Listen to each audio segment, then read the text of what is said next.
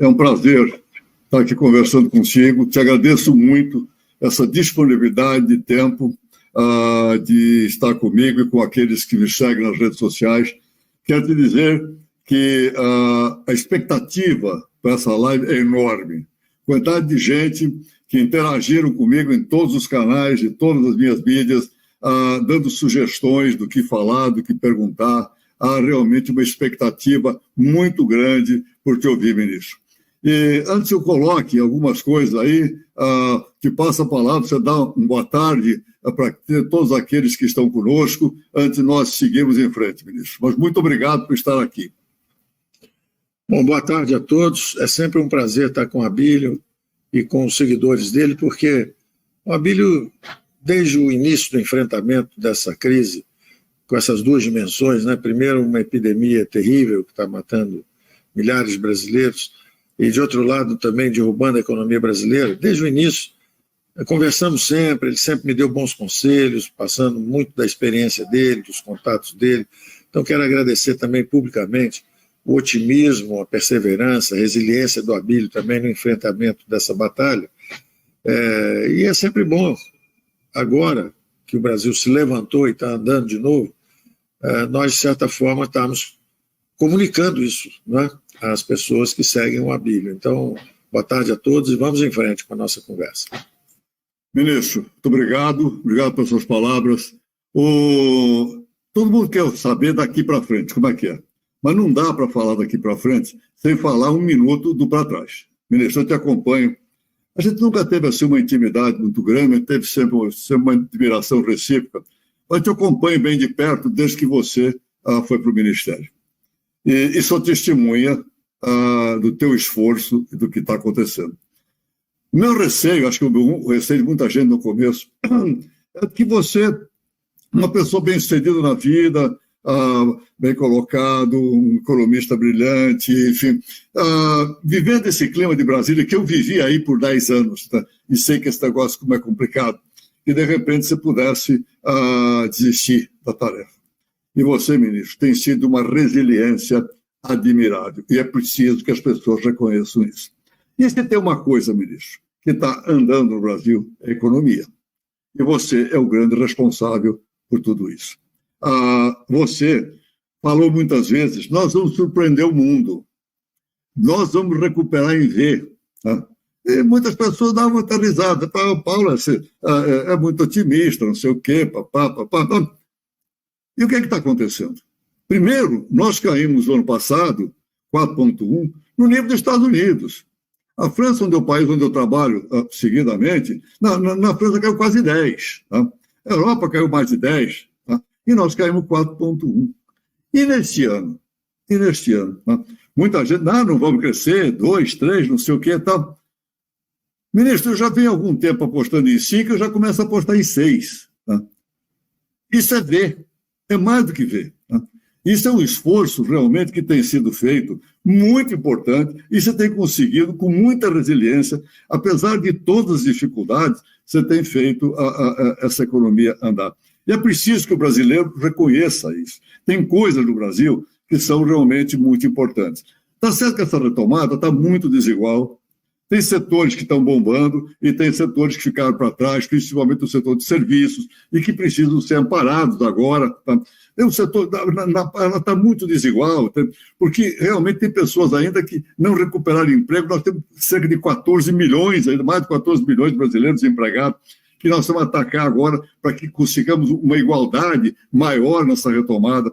Há muita coisa para fazer. Mas é importante, ministro, e eu quero fazer isso, esse reconhecimento a você, é importante a gente olhar para o que já foi feito, para olhar com mais confiança para frente, para aquilo que precisa ser feito agora em direção às novas coisas que vão acontecer. E queria colocar para você um pouquinho isso.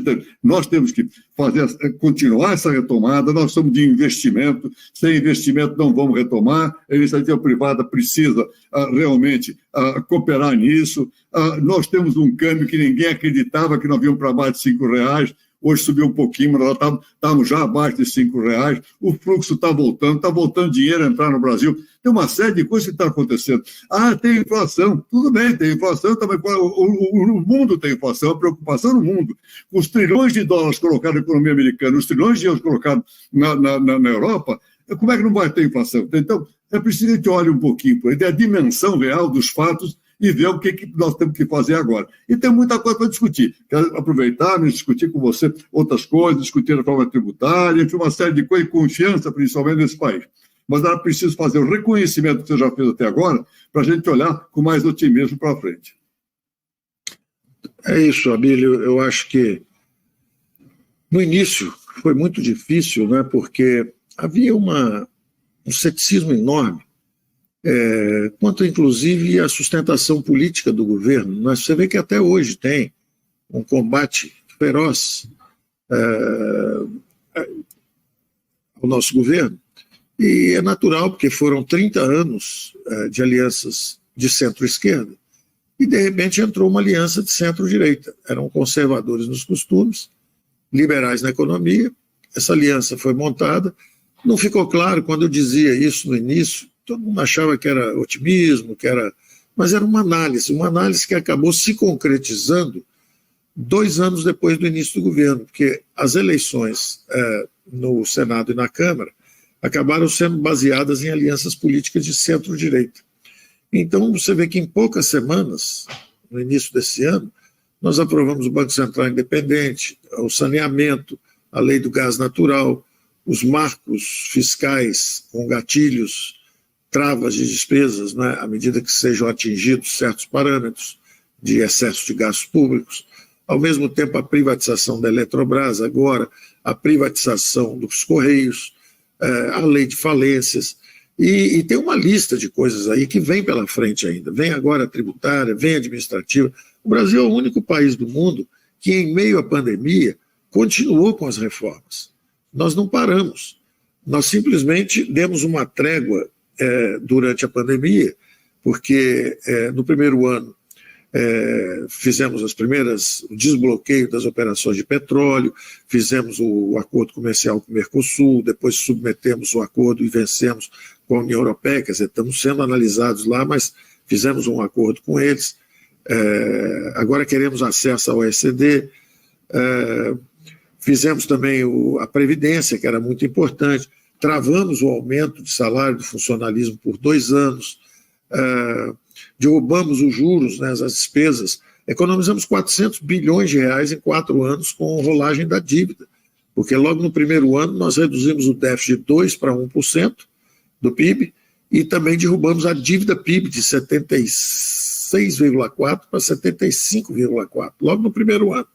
Então nós travamos realmente a expansão das despesas públicas e com isso caíram os juros e nós conseguimos então economizar bastante na rolagem de dívida, nas despesas com funcionalismo e também nas despesas com a Previdência, os privilégios da Previdência. Isso até que eu disse, às vezes sou mal interpretado, quando eu disse, olha, nós ficamos na defesa e agora vamos para o ataque. E aí todo mundo, ele está dizendo que vai ganhar a eleição de qualquer jeito, quer ajudar a turbinar populista, não sei o quê, mas não foi esse o contexto. O contexto era justamente que, mesmo dentro do governo, tinha gente que no entorno do presidente diz para o presidente, presidente, agora vem a eleição aí, a gente não pode fazer nada, a gente tem que ficar na defesa, não vão fazer reformas administrativas, nem tributárias, porque isso é risco eleitoral fazer reformas. E eu dizia, não, ao contrário, nós temos que ir para o ataque. Se nós quisermos ganhar a eleição, nós temos que avançar com as reformas, nós temos que avançar. O Brasil precisa das reformas, porque com as reformas é que nós vamos retomar o crescimento. E é o que está acontecendo. Então, nós tínhamos saído do trilho das reformas para combater a pandemia. Combatemos a pandemia, como você disse, com um efeito econômico que foi bastante mitigado, porque, exatamente como você falou, todo mundo dizia que nós íamos cair 10 e os países avançados 4. Foi o contrário. A Inglaterra caiu 9,7, a França caiu 8,7, a Itália caiu 8,7, a Alemanha caiu 5,6, o Japão caiu 4,5. Todo mundo caiu mais do que o Brasil, à exceção de China, talvez Coreia do Sul e Estados Unidos. Mas na volta, o Brasil, inclusive, nesse primeiro trimestre, cresceu mais que a China. A China cresceu 0,6%, o Brasil cresceu 1,2% no primeiro trimestre. E nós estamos num ritmo interessante. Nos últimos 4 meses do ano passado, nós criamos 1 milhão de empregos. Nos primeiros 4 meses desse ano, nós criamos mais 1 milhão de empregos de novo. Nos primeiros 4 meses. Hoje saiu o CAGED, mais 280 mil empregos novos empregos. Então, nós estamos realmente criando empregos numa velocidade bastante acelerada. E, da mesma forma, a arrecadação. A arrecadação está subindo com muita força, muita força. Subiu 22% em termos reais, quer dizer, descontando a inflação, a arrecadação do ano passado, nos primeiros 5 meses, em relação a esse ano, já subiu 22% em termos reais. Então, e agora eu vou tentar transformar isso tudo em redução de alíquotas, em redução de impostos. Então, agora fizemos os primeiros movimentos até da reforma tributária. Vamos conversar um pouco à frente disso, mas eu só queria fazer os primeiros registros, que não vai ter aumento de arrecadação, não. Quem está achando, não, mas subiu muito a alíquota botou 20 de dividendo e não reduziu o suficiente na pessoa jurídica. Calma, isso é só o movimento inicial, já estamos recalculando tudo, já sabemos que em vez de 2,5, possivelmente vai ser 5, podendo ser 10. Se nós tivermos coragem de mexer em subsídios, nós podemos chegar até uma queda na alíquota de imposto de renda de pessoa jurídica. Imagina o Brasil, que tinha 39 de alíquota, tinha 34, na verdade, com CSLL, vai para 39 o setor bancário, por exemplo, mas imagina você cair de 34% para 24% alíquota de imposto de renda de pessoa jurídica no Brasil. Isso está ao nosso alcance, antes do final desse ano. Nós estamos lutando por isso agora, a fronteira agora é essa. Quer dizer, então, desoneramos os assalariados, queremos desonerar a pessoa jurídica. A pessoa jurídica, do ponto de vista conceitual, é uma engrenagem. Ela é uma engrenagem de criação de riqueza. Ali se encontram ali o capital organizacional, as tecnologias, o capital, máquinas, equipamentos industriais, vem do outro lado o trabalhador. Quanto maior o investimento em educação, maior a produtividade. Quando junta dentro, a empresa é o templo da produtividade. Então você dá educação para o trabalhador, tecnologia para as empresas, eles se encontram dentro de um capital organizacional, institucional. A produtividade sobe, os salários sobem. Então é ali que tudo acontece. Teoricamente, o imposto sobre a pessoa jurídica, que é uma ficção, devia ser 0. Na hora que o imposto sai da empresa e vai para o desfrute da pessoa física, que são os dividendos, aí sim é que devia entrar no progressivo. Nem isso nós estamos fazendo, nós só demos um passo inicial, tributando em 20% os dividendos, e vamos desgravar, vamos desonerar as empresas em si. Então, o movimento é esse. Nós queremos deixar claro o seguinte: olha, o Brasil é um país de renda baixa, não adianta tributar demais alguém que tem um salário de R$ 1.900 por mês. Isso não vai ter justiça social nunca, e vai piorar muito a distribuição de renda. 20 mil pessoas no Brasil teriam pago 280 bilhões se tivéssemos cobrado os 20% sobre dividendos. Então, como é que nós vamos ter uma distribuição de renda razoável se justamente as pessoas que mais recebem, justamente são os que vivem de rendimentos de capital, que é a classe mais alta brasileira, são os grandes empreendedores, têm muito talento, têm muito valor, merecem receber o dinheiro. E não precisam se envergonhar de serem ricos de forma alguma. Agora, tem que se envergonhar se não pagar imposto sobre dividendo. Só o Brasil e a Lituânia tinham um imposto de renda 0 sobre dividendos. Isso é uma deformação. Isso é uma deformação. Então, nós estamos corrigindo essas deformações. Você vê que é um governo que não para. Quando o problema era vacinação em massa, criamos auxílio emergencial para 68 milhões de brasileiros, que nós digitalizamos em 2 meses. Ao mesmo tempo, preservamos 11 milhões de empregos com o benefício emergencial, que agora vai virar uma política permanente. Quer dizer, em vez de ter um seguro-desemprego, nós podemos ter um seguro-emprego. Em vez de cobrir por 5 meses alguém que foi demitido, é melhor cobrir por 9 meses alguém para não ser demitido. Quer dizer, então nós vamos tentar fazer isso. Toda vez que houver uma crise, nós já estamos criando instrumentos mais eficientes para combater a crise. Agora entramos na reforma administrativa e na tributária. A Câmara de Deputados está sendo muito bem conduzida pelo deputado Arthur Lira, porque ele abraçou a pauta de reformas, está avançando em alta velocidade. O Congresso, o Senado, é reformista também, mas está um pouco embaralhado, porque tem essa CPI, e aí, resultado daquilo ali, vira um perde-perde, porque um chama um de bandido, o outro chama o outro de estar matando gente, quer dizer, é um perde-perde enorme. Eu não vou me meter na política, mas acho que eu sempre dizia o seguinte, tanto para distribuir medalhas, ou seja, para dar aumentos de salários, para funcionalismo em geral, etc., quanto para apurar a culpa, que é o Tribunal de Guerra, primeiro você espera a guerra acabar, né? Nós estamos em pleno combate à pandemia, você precisa acabar a guerra. Quando acabar a guerra, você dá medalha para quem trabalhou direito e dá punição no Tribunal de Guerra para quem cometeu crimes de guerra. Nós estamos um pouco apressados, talvez pelo problema da eleição, nós estamos antecipando o ciclo eleitoral. Isso não é muito bom para o país, né? Melhor para o país é o ganha-ganha da vacina e das reformas. Vamos vacinar em massa, porque o Brasil agora está conseguindo vacinar em massa, nós estamos avançando em alta velocidade, todos os governadores já prometendo a população adulta toda praticamente vacinada até final de setembro, meados de outubro, alguns estados anunciando até em agosto já conseguirem atingir esse objetivo. Isso é muito bom para o país, porque isso é o retorno seguro ao trabalho. Então, na hora que nós temos um retorno seguro ao trabalho, a economia indo para 5%, para 6%, fico feliz de ver a sua estimativa também, Abílio. Parece que a Goldman Sachs, outro dia, também previu 6% de crescimento. Quer dizer, o Brasil crescendo 5%, 6% esse ano, emendando no ano que vem, nós teríamos feito com sucesso a transição entre uma recuperação cíclica, ou seja, aquela volta do fundo do poço, baseada em consumo, porque foi como a gente sustentou os sinais vitais da economia brasileira, mantendo o poder de compra justamente das camadas mais baixas através do auxílio emergencial e mantendo os empregos através do benefício emergencial, mas nós teríamos completado essa transição, então, saindo de uma recuperação cíclica e entrando na retomada sustentável do crescimento. Porque, em vez de estimulada por consumo, ela estaria agora com bases em investimento.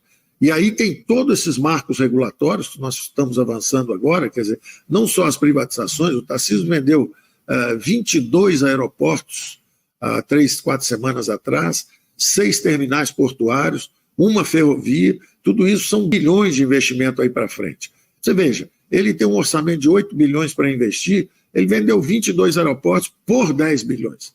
Então, mais do que ele investiu o ano inteiro, ele conseguiu que o setor privado, em uma tarde, se comprometesse só com os aeroportos.